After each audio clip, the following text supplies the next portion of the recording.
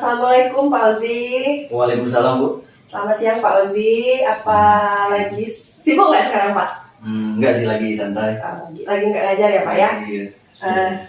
Jadi gini Pak, seperti yang sudah saya sampaikan kemarin, bahwasanya saya akan melakukan supervisi kepada Bapak. Nah, supervisi ini bukan tujuannya untuk menghakimi Bapak. Jadi tujuannya ini nanti supaya kita bisa sama-sama belajar untuk memperbaiki proses mengajar kita ke depannya. Apakah Bapak bersedia, Pak? Bersedia. Alhamdulillah. Jadi dalam supervisi ini nanti akan ada 3 tahap, Pak. Jadi yang pertama, nanti saya akan melakukan praobservasi. Lalu nanti saya akan melakukan observasi untuk mengamati kegiatan belajar mengajar di kelas. Dan juga nanti yang ketiga akan ada pasca observasi. Nah, jadi sekarang kita melakukan praobservasi dulu ya, Pak ya. Iya. Jadi nanti saya akan menyampaikan beberapa pertanyaan sebelum kita observasi. Nah Pak, jadi Bapak sudah mempersiapkan untuk mengajar. Nah kira-kira nanti materi apa Pak yang akan Bapak ajarkan di kelas nanti? Untuk mengajar rencananya materi tentang zakat. Jadi ayat membayar zakat dengan nanti submaterinya itu orang-orang yang berhak menerima zakat. Jadi nanti materinya itu tentang zakat ya Pak. Nah dari materi itu nanti tujuan pembelajaran yang ingin Bapak capai untuk anak-anak itu apa Pak? Tujuan yang pertama tentu anak nanti siswa bisa memahami tentang siapa saja orang-orang yang berhak menerima zakat. Kemudian mereka bisa memetik hikmah tentang zakat dan menanamkan sikap peduli di lingkungannya tentang terkait dengan materi zakat. Oke, jadi nanti tujuan-tujuan pembelajarannya tadi mulai dari siapa yang berhak menerima zakat, terus memetik hikmah dari berzakat itu, iya. Terus juga menanamkan sikap peduli kepada anak ya Pak ya. Oke, nah Pak, dari tujuan pembelajaran itu tadi, nah kira-kira Pak area pengembangan yang ingin Bapak capai dari kegiatan belajar itu tadi nanti apa Pak? Terkait dengan area pengembangan belajar terutama itu dari siswa, itu menginginkan siswa itu bisa berpikir kritis. Jadi mereka nanti dalam pembelajaran nanti diarahkan siswa itu bisa memetakan permasalahan di desanya. Misalkan di desa kita kan di Sinar Gunung itu kan ada masyarakatnya mungkin mayoritas petani. Jadi mereka zakatnya itu sebaiknya ketika siswa tadi mencari orang-orang yang berhak menerima zakat, maka mereka itu bisa menganalisis sendiri bahwa ini zakatnya cocok untuk apa. Misalkan kalau memang kekurangan udah tua seperti itu kan, maka zakat yang baik kan bisa berbentuk beras atau uang. Cuman ketika ada orang yang kurang, cuman dia masih muda, maka nanti mereka bisa menginisiasi bahwa zakatnya itu yang bagus itu modal usaha seperti itu. Oke, jadi itu kalau yang untuk siswanya ya Pak. Kalau untuk Bapak sendiri, kira-kira area pengembangan yang ingin Bapak kembangkan apa Pak? Kalau untuk dari saya pribadi, terutama bagaimana saya bisa mengembangkan itu agar siswa itu bisa terbuka untuk berbicara, kemudian mengajukan pertanyaan, aktif dalam berdiskusi, kemudian juga saya pribadi bisa membimbing siswa secara personal, terutama yang siswa yang solidar seperti itu. Oke, jadi sangat bagus sekali apa ya area pengembangan yang ingin Bapak capai. Mendorong keaktifan siswa intinya gitu ya Pak? Iya Bu. Oke. Nah dari pembicaraan kita tadi mulai dari tujuan, lalu area pengembangan. Nah strategi apa yang sudah Bapak persiapkan untuk melakukan kegiatan pengajaran besok Pak? Untuk strategi yang pertama tentu menyiapkan perangkat pembelajaran, media pembelajarannya juga ada nanti disiapkan seperti video terkait dengan orang-orang yang berhak menerima zakat. Kemudian juga dari sisi evaluasi, saya menyiapkan teka-teki silang, jadi nanti untuk evaluasinya dari teka-teki silang secara berkelompok. Oke, jadi sangat menarik sekali nanti ya Pak ya. Iya, Bu. Ada video, ada permainan juga, jadi pasti anak sangat antusias ya Pak. Oke Pak, untuk praobservasi kita rasanya sudah cukup sampai di sini. Nanti akan kita lanjutkan untuk kegiatan observasi di kelas ya Pak. Oke, nanti saya mohon izin waktunya lagi. Iya. Terima kasih ya Pak ya. Sama-sama. Assalamualaikum warahmatullahi wabarakatuh. Waalaikumsalam.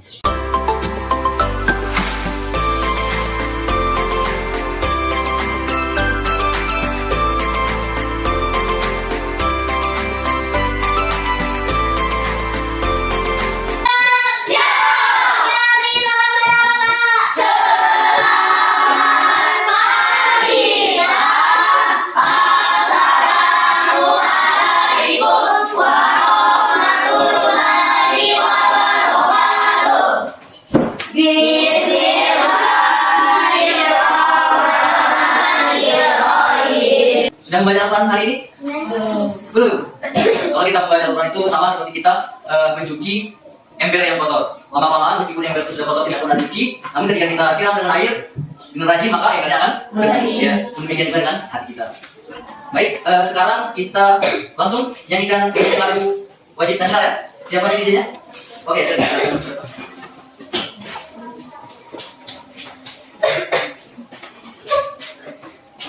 Berdiri ya.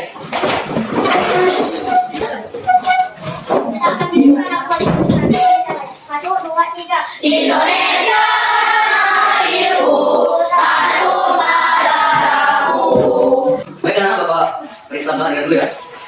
Aparatur Edwin, air kita, Tadi Pak. Jerinda. Tadi Pak. Baik anak, kali ini kita akan belajar tentang golongan orang-orang yang berhak menerima zakat. Namun sebelum itu, Bapak ingin bertanya, kemarin kita sudah belajar zakat kan? Ya. Oke, kemarin. Zakat ada berapa? Dua. Oh, ada 2. Apa saja, Fitri? Zakat fitrah dan zakat mal. Oke. Ipan, kapan kita bayar zakat fitrah? Ketika? Kapan kita bayar zakat fitrah? Tidak ada kawan. Oh, ketika dalam bulan? Ya, kemudian zakat, satu lagi zakat apa? Apa itu zakat mal?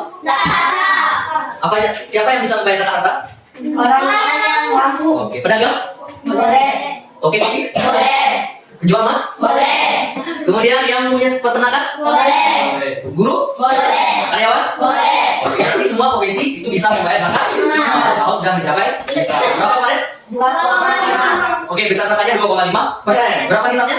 85? Oke, 85 gram emas. Baik, sekarang kita akan belajar tentang golongan atau orang-orang yang berhak menerima zakat. Semua itu, Bapak ada video, kalian silakan simak dan cermati videonya ya. Nanti Bapak akan bertanya tentang video, nanti kalian komentar ya. Yang penting-penting boleh dicatat.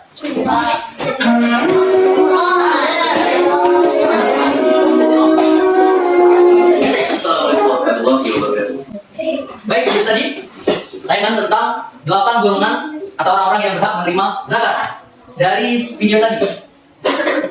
Winnie, apa yang kira-kira bisa dikomentari? Kalau di desa ini ada satu atau beberapa di antara golongan yang berhak menerima zakat? Ada, orang fakir ada, miskin ada. Kalau misalkan menurut Sally, kira-kira kalau misalkan untuk orang fakir, udah tua seperti itu kan, mau kerja, tenaganya sudah tidak ada, sudah berat sekali kadang sakit-sakitan. Itu sebaiknya zakat dalam bentuk apa yang kita berikan? Beras. Ya. Oke. Kemudian Aidin, misal ya, ada seorang anak yatim piatu, dia ingin sekali sekolah dan dia sudah bisa sekolah, namun terkendala masalah keuangan, masalah pembiayaan. Kira-kira dia termasuk di mana tadi? Fisabilillah. Ibnu Sabil ya, orang yang menempuh pendidikan atau untuk menuntut ilmu. Kira-kira zakat yang bentuk apa yang bisa kita berikan? Oke, beasiswa ya, untuk uang. Berarti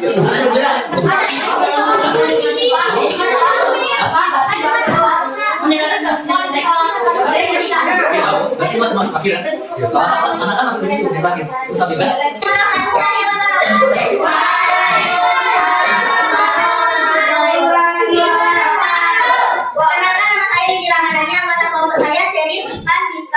Desa yang diamati Sinar Gunung Sudut Hasil identifikasi kita tentang golongan orang-orang yang berhak menerima zakat. Nah, kira-kira setelah kita mengetahui bahwa kita ada fakir, miskin, gharib, ibu sabil, fisabilillah dan sebagainya, kira-kira apa hikmah yang bisa? Oke, sekarang untuk evaluasi Bapak ada tetap di sini, baru masing-masing kelompok. Bapak bagian ya, nanti silakan di satu kelompok satu, boleh diisi. Oke. Waktunya 5 menit ya, dimulai dari sekarang. Baik, ini akhir dari pembelajaran kita. Nanti silakan diulang lagi di rumah, ya. Kemudian boleh tuh kalau misalkan di rumah kalian ada ambil zakat, umur zakat, boleh tuh tanya-tanya, bagaimana Pak? Misalkan penyaluran zakat fitrah, biasanya dikasih kepada siapa saja, ya. Dan kalau kita belum sampai harganya 85 gram, bisa memberi atau sedekah. Ada pertanyaan? Tidak ya? Cukup ya? Kita sampai jumpa lagi minggu depan. Bapak ada pantun. Jalan-jalan ke rumah Sally beli ikan, ternyata dapat bonus wajib. Bila Bapak ada salah mohon dimaafkan, Bapak akhiri dan ucapkan terima kasih. Wassalamualaikum warahmatullahi wabarakatuh.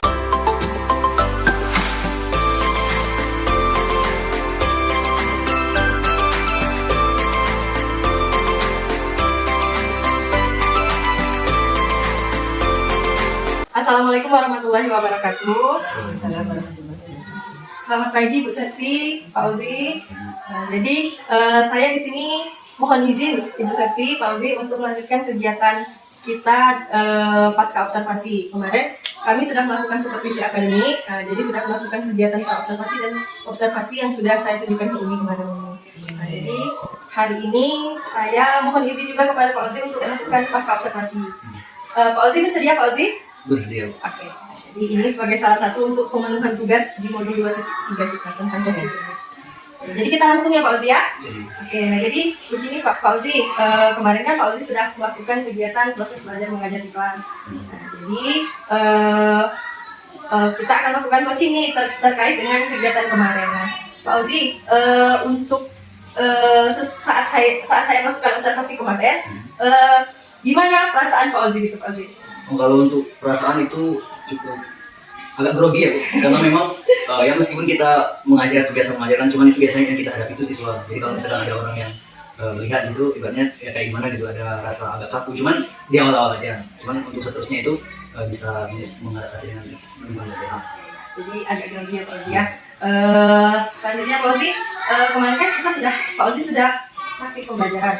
Nah kira-kira dari kegiatan pembelajaran kemarin itu apakah tujuan pembelajarannya sudah tercapai Pak Ozi?